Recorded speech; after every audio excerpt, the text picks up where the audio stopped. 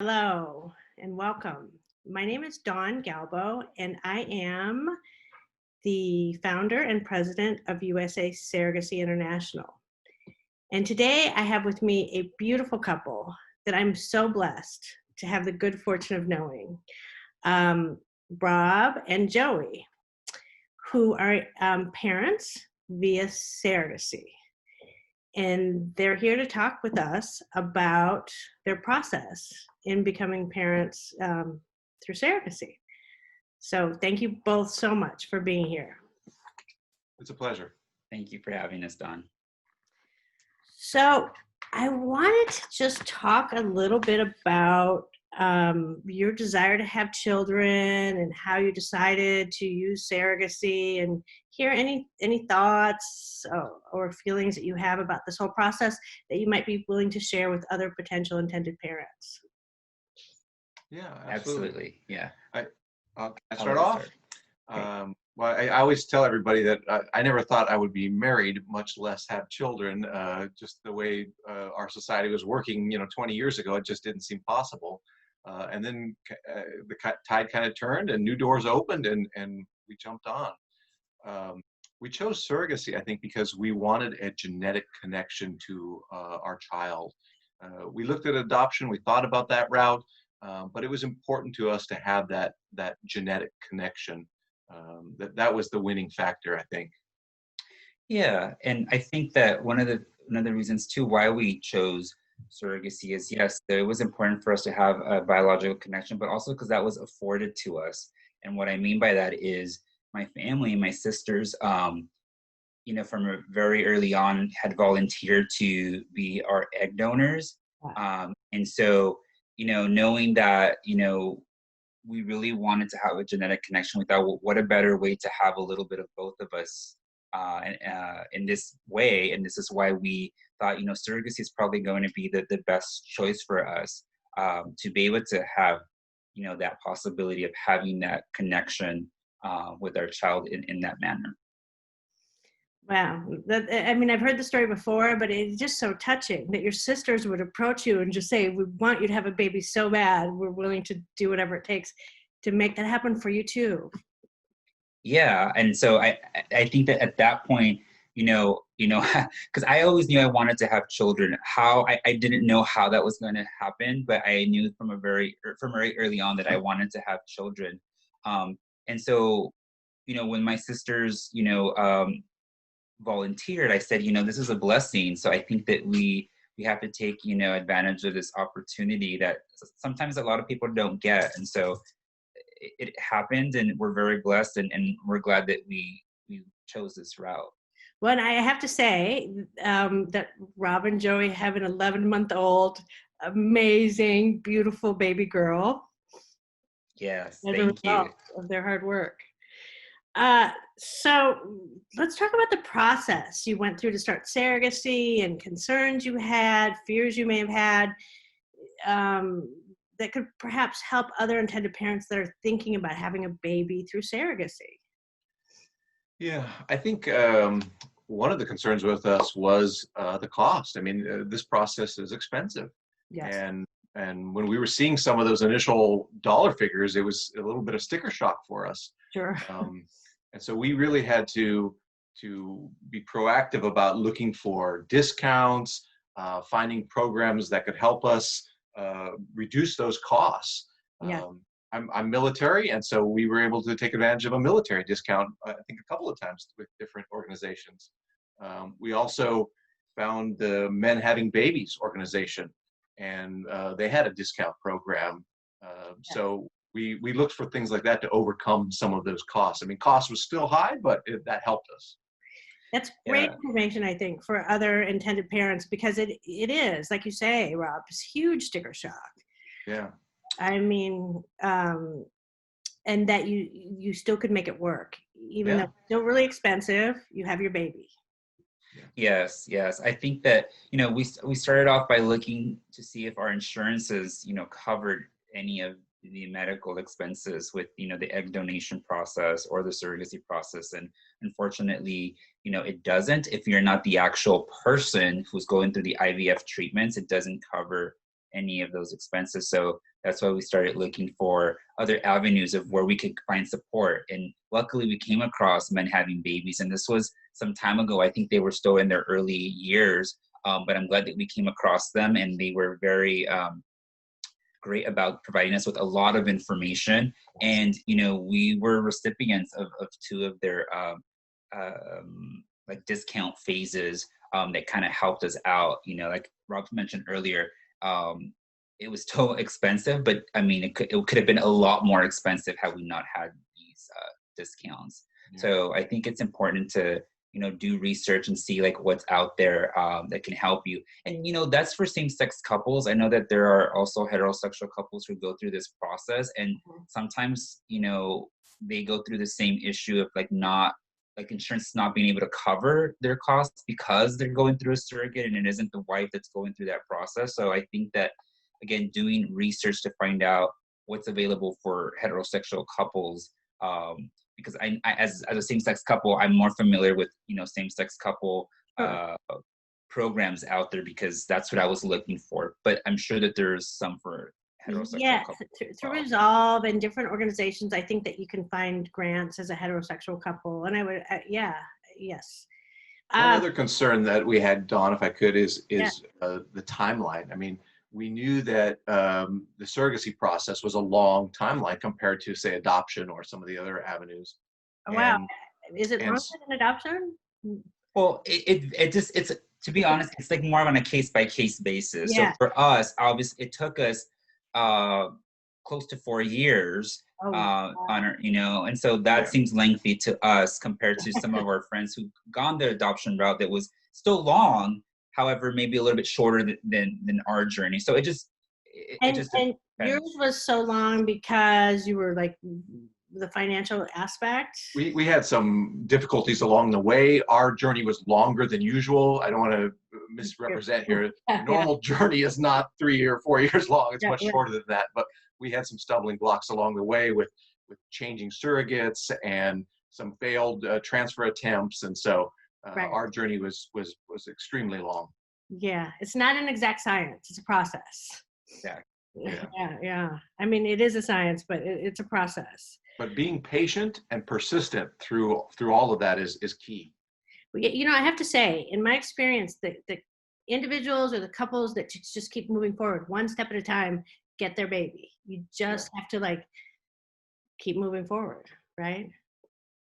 Yes, and that is correct. And one thing that I would like to say too, for the intended parents who are thinking about surrogacy or starting this journey, is to be kind to themselves and also not to compare their journeys with other people.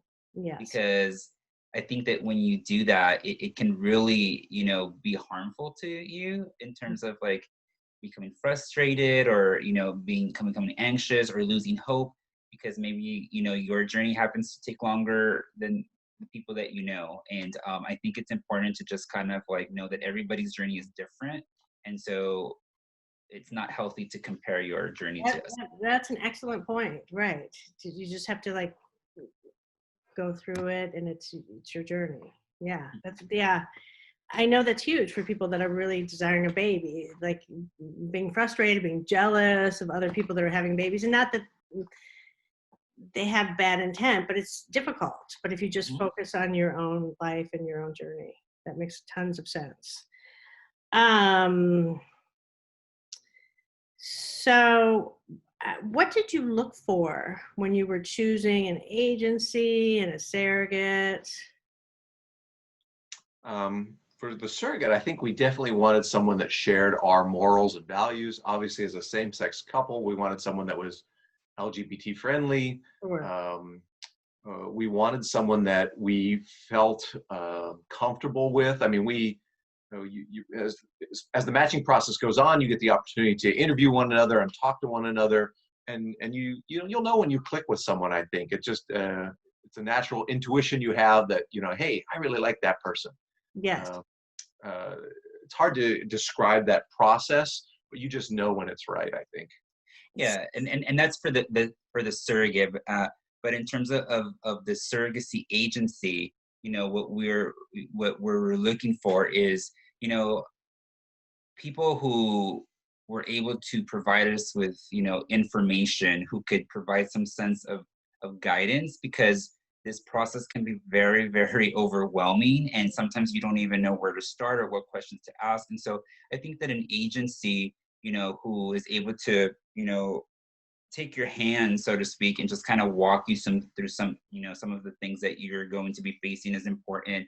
I think also one of the things was important to us, again, is cost. Is each agency varies in terms of their fees, and are they transparent fees or are they not? Those type of things. What else was important for us? I think there's some agencies offer some perks, I'll say. For instance, maybe they have an in-house legal team, so you don't have to go search for an outside lawyer.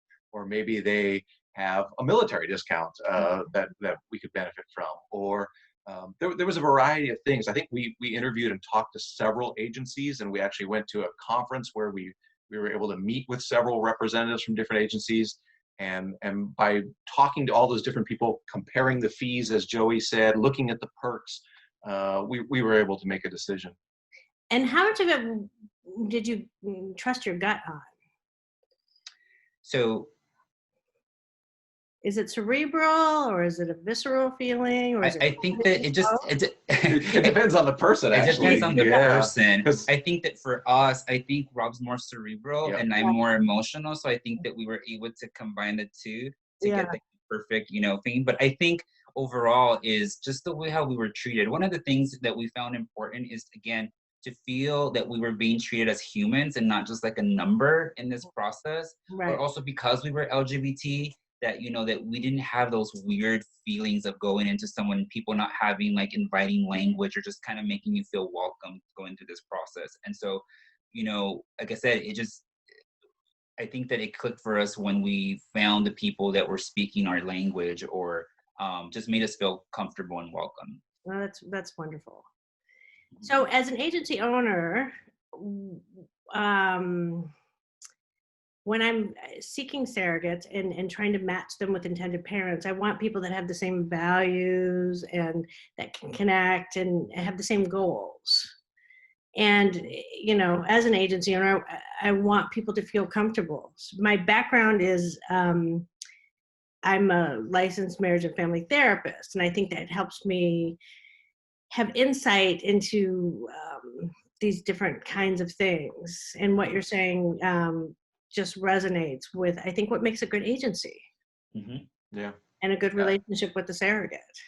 Yes. So, wonderful. And so now, what about your relationship with your surrogate? Can you talk about that and tell us if that's really important? And it's different for everybody.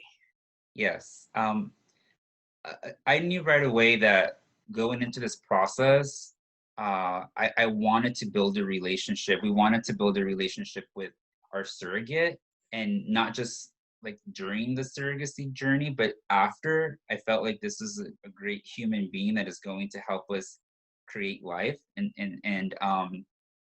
so I think that, we again kind of hit the jackpot with that. Like we met like the perfect person, and we were very transparent with one another. And I love that transparency. And we really just hit it off really well, where we merged our families, and we had the opportunity to spend time with her, not only here with us. She visited us because she lives in Colorado. And so she visited us and spent time with us here in San Diego. And we've actually done the same when we traveled to Colorado and we spent time with her and her family. And so we have a really great relationship. My daughter doesn't, our daughter doesn't speak yet, but, when I refer to her, to our surrogate, I always say it's Auntie, and her name. And so, but I think we have such a great relationship. And I think that we talked that if COVID wasn't a thing right now, we'd probably be spending, and if she didn't live so far away, we'd probably be spending a lot more time together. Yeah, if she lived here in San Diego, I could totally see us hanging out all the time. Oh, that's wonderful. And during the surrogacy process, I think we were either texting or calling or video chatting almost every day, checking in things, seeing how things are going. And it was a great relationship, and it still is. Yeah. And I think that as an intended parent, I didn't know, like, can I do this? Can I follow up? So I would just ask her, is it okay if I can do this? Or is it okay if I can do that? And then she would just tell me yes. Or I don't think she ever said no, but I think what I loved about her was that she was very proactive. Yeah. So I didn't have to feel awkward or weird about asking her anything because she was already like 2 steps ahead and she was already giving me all the information. And so I really appreciated that part of her. I think she understood because she had also gone through her family building journey and she went through that. So maybe I think that she understood like what it would be like, and so I love the fact that she was always 2 steps ahead of us, and it didn't make our relationship awkward, or she didn't make me feel like I couldn't ask something. It was always just very open and transparent. And she was so responsive to not just to us, but to the doctors and the agency professionals and everybody involved. I mean, if an email went out, she had a response within minutes, if not, sooner. And it was just, it was great. And so from the beginning, you kind of knew the relationship that you wanted to have. Yes. But I think it's wonderful, Joe. You bring up this excellent point about you asked her, like, is this okay? Is this not okay? Because so many times I hear from intended parents, they're not sure if it's okay to text a surrogate once a day, once a week. They don't know. And my response is like, well, ask her and see how she feels. Exactly. And communication is the key, right? And the surrogates feel so supported when they're asked, when their opinion is valued. Mm-hmm. Yeah, and I think that it was just a matter of just, again, asking and then just getting your response. I think that when you're not communicating and then you're just kind of like doing things in your head about like creating a story that doesn't really exist, I think it just can build up more anxiety and frustration. So I just went ahead and started just, asking her questions, and then she was okay with that. Oh, that's such a great thing. Mm-hmm.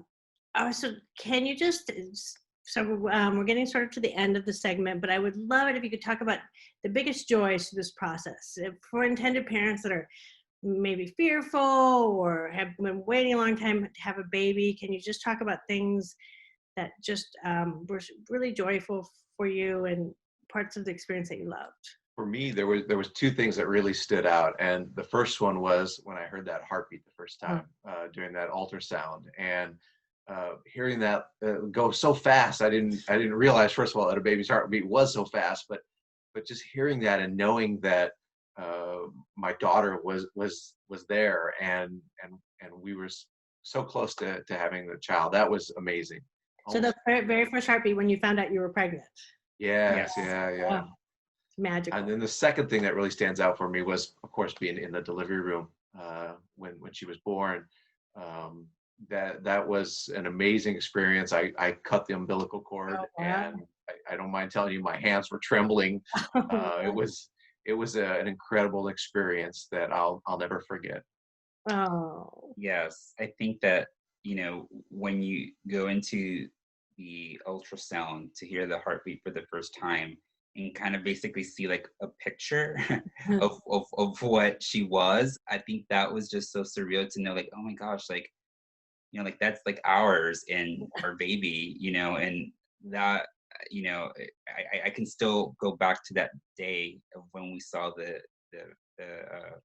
ultrasound picture for the first time and heard the heartbeat. It was amazing. And of course, yes, I agree with Rob that also being in the delivery room and not knowing like what to expect, or and then just finally thinking like, oh, this is it, like this is what we've been waiting for, like all this time, like these 4 years that we waited and went through all these things has led up to this moment. And once you hear that crying sound, it's just like, wow, it's like it just melts your heart and you're like, wow, this is our baby, and like it's just nobody can take that away from you. Oh, such a beautiful story. Wow. Well, thank you guys so much for sharing all of this information, and you're fabulous, and I'm so happy for you that you have your little girl. She's gonna be Thank you. Yeah, she'll be 1 next month. It's been a roller coaster, but an exciting ride for sure. Yeah. And you want to have another one? Yes or no? Yes. I Yeah. mean, I think that Rob is thinking. I think we're still, I mean, it was a long journey. And I mean, I think that, you know, as parents, like you don't, like we're so excited with, having a baby that, we don't really think much about like, the how your life changes. And then I don't mean just about like changing diapers and getting up in the middle of the night doing feedings. I mean, it just really changes your life. And like right now, even for me, like with COVID, thinking about like life and the world and what that Yeah. means for me as a parent and how do I protect this. I mean, it's changed. So I Yeah. mean, yes, I think that the idea would be that we would like to have another baby. How soon, I don't know. Yeah. But that is, Usually when the older baby is around 18 months, then parents start to get baby fever again. So you got some time. yeah. Yeah. So we still have some time. So that's good. All right. Well, thank you so much. And you both have a fabulous day. And all I can say is I love you.